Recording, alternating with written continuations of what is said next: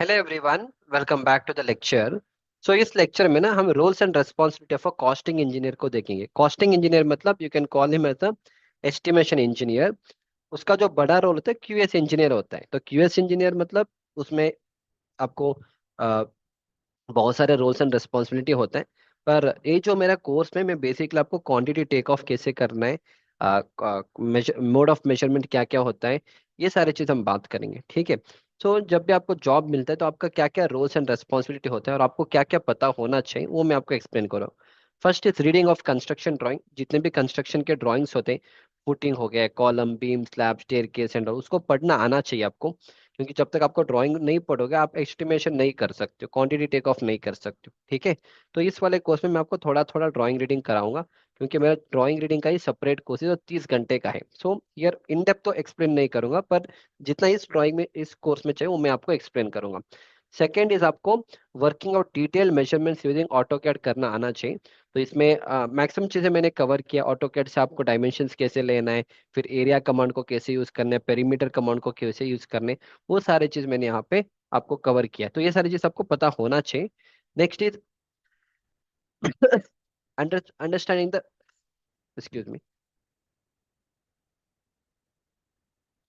Understanding the mode of measurements. मतलब IS 1200 एक code book होता है, उसमें आपको मोड ऑफ मेजरमेंट होता है। अगर आप कंक्रीट मेजरमेंट करोगे तो कंक्रीट आपको क्यूबिक मीटर में मेजरमेंट करना है। अगर आप फॉर्मर करोगे या शटरिंग करोगे तो आपको स्क्वायर मीटर में करना है।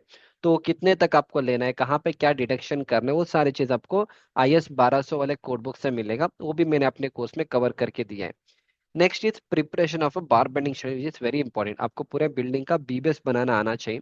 Footing, column, beam, slab, staircase का सब बीबीएस बनाना आना चाहिए, जो मैंने अपने कोर्स में पूरा 25 घंटे का लेक्चर मैंने आपको बीबीएस के ऊपर समझाया हुआ है। फिर is standard coefficient for various work. तो अलग अलग वर्क का एक कोएफिशिएंट होता है, वो आपको मैंने एक्सप्लेन किया रेट एनालिसिस के लेक्चर्स में, तो वहां पे आपको पता चलेगा। नेक्स्ट इज आपको बीओक्यू बनाना आना चाहिए। बीओक्यू मतलब अगर आप एक घर बना रहे हो तो उस पूरे घर को बनाने के लिए कितना खर्चा लगेगा। लेट्स से आपने एक घर बनाया, लेट्स से उसमें 80 लाख लगेगा। 80 लाख कहाँ से आएगा? आपका एक्सकवेशन का खर्चा है, पीसीसी का खर्चा है, footing, column, beam, slab, staircase, shuttering का खर्चा है, प्लास्टरिंग का खर्चा है, पेंटिंग का खर्चा है ना। ये सारे आपका खर्चा, आप एक एक एक्टिविटीज लिखोगे, वो किस तरह से आपको करना है वो स्पेसिफिकेशन में ऐड करोगे। फिर उसका आप क्वांटिटी लिखोगे कि एक्सकवेशन इतना क्वांटिटी का है।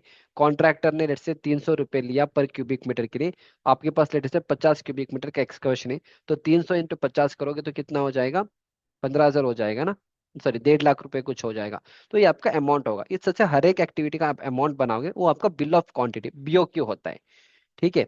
Next is preparation of rate analysis for various work. जैसे अब मैंने कहा कि एक्सकवेशन करने के लिए कॉन्ट्रैक्टर ने आपसे 300 रुपये लिया। अब वो 300 रुपये आता कहाँ से है? उसको ब्रेक डाउन करेंगे, उसको हम करेंगे रेट एनालिसिस में। कॉन्ट्रैक्टर का 10% प्रॉफिट होगा। एक्सकवेशन करने का मतलब है आपको एक एक्सकवेटर चाहिए, तो एक्सकवेटर 8 8 घंटे तक काम करेगा, उसमें डीजल जाएगा, ड्राइवर का आपको पर डे का उसको पैसा भी देना पड़ेगा। ठीक है। इसके अलावा आपको एक दो लेबर चाहिए, आपको लेबर का एक दिन का लेट से 600 700 रुपये लेगा। तो ये सारे आपका रेट एनालिसिस में उस पूरे, हम जितना जितना खर्चा होगा हम उसमें ऐड करेंगे। जो फाइनल अमाउंट आएगा उसी को हम अपने रेट में डालेंगे या बीओक्यू में डालेंगे कि हमें इतना खर्चा लगेगा एक्सकवेशन करने के लिए। तो हम रेट एनालिसिस में करेंगे। Next is working out cost estimation for the BOQ item. मतलब वही बीओक्यू आइटम में कितना कितना कॉस्ट लगा, ठीक है, इतना एक्सकवेशन का क्वांटिटी है, तो उसमें कितना रेट है, वो सारी चीज आप निकालोगे। तो ये सारे आपके roles and responsibility of a costing engineer होता है, या लेट अस से एस्टिमेशन इंजीनियर होता है। ठीक है। तो मैं आपको कुछ ये भी दिखा दूंगा, सिलेबस दिखा दूंगा क्या क्या आपको पढ़ने के लिए मिलेगा इस पूरे लेक्चर में। ये मेरा कोर्स यूडेमी पे भी अवेलेबल है, पर ये इंग्लिश लैंग्वेज में है। मेरे सिविल बिजनेस के ऐप में आपको पूरा हिंदी लैंग्वेज में मिल जाएगा, इंग्लिश हिंदी दोनों मिलेगा। यूडेमी पे सिर्फ इंग्लिश में मिलेगा। तो first will start with this introduction to the course में। इस तरह से मैं आपको डायरेक्टली एक्सेल शीट को कैसे प्रिपेयर करना, एक्सेल शीट दिखा दूंगा, एक्सेल शीट को कैसे प्रिपेयर करना है। Okay, just 1 minute, Excel sheet भी आपको साथ साथ में दिखा दूंगा। या तो ये सारे एक्सेल शीट्स होते हैं जो आपको मैं खुद बता दूंगा कि एक्सेल शीट कैसे बनाने हैं। एक्सेल शीट में आपको रेडीमेड नहीं देने वाला हूँ, आप खुद ऐसे एक्सेल शीट्स बनाओगे। मैंने आपको एकदम जीरो लेवल से एक्सप्लेन किया। इस तरह से हम पूरा निकालेंगे कि कितना एक्सकवेशन क्वांटिटी लगेगा। फिर इसके बाद हम निकालेंगे कितना सोलिंग क्वांटिटी लगेगा, फिर कितना सैंड फिलिंग का क्वांटिटी लगेगा, पीसीसी क्वांटिटी कितना लगेगा, फाउंडेशन शटरिंग, इस तरह से। फिर इसके बाद आपको कुछ असाइनमेंट दूंगा। असाइनमेंट के साथ फिर आप क्या करेंगे, एक रेसिडेंशियल प्रोजेक्ट का पूरा निकालेंगे किस तरह से।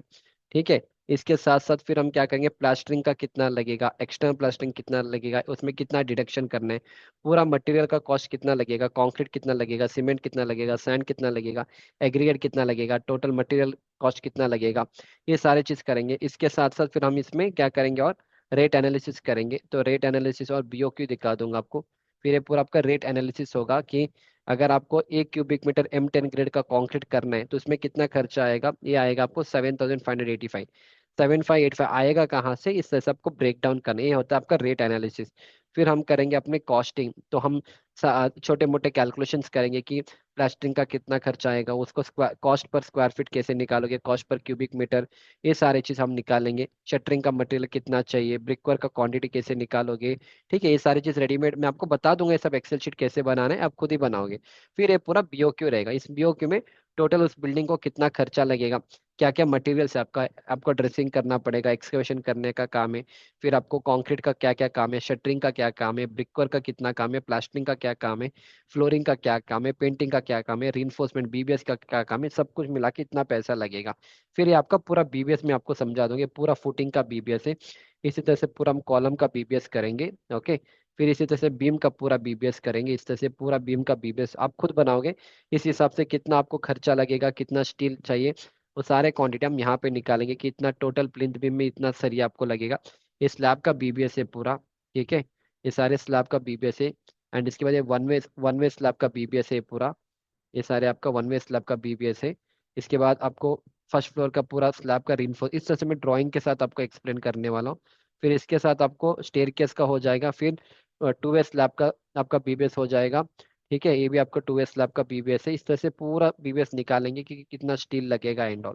ठीक है, इस तरह से मैंने पूरा निकाल के रखा है। इस तरह से ड्राइंग को लेंगे, ड्राइंग से एक एक निकालेंगे। फिर दोनों साइड अगर क्रैंक बार आएगा तो उसका स्टील कितना निकालना है वो भी हम निकालेंगे। इस तरह से पूरा एक्सेल शीट्स में करेंगे।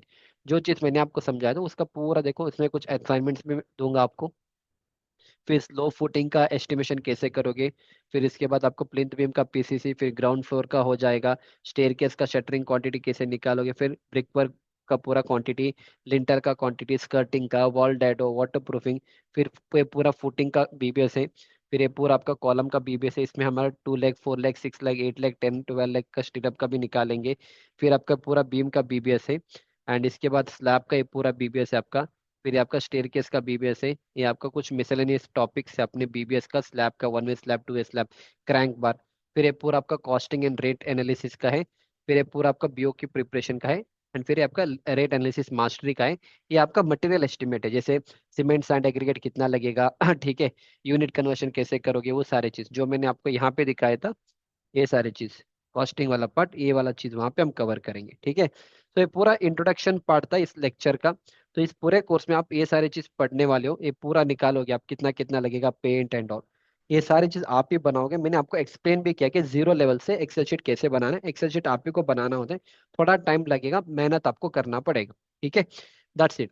सो this was all about this particular lecture. And अगले लेक्चर से directly will start with the Excel sheet preparation. So I'll see you directly inside the course. Thank you.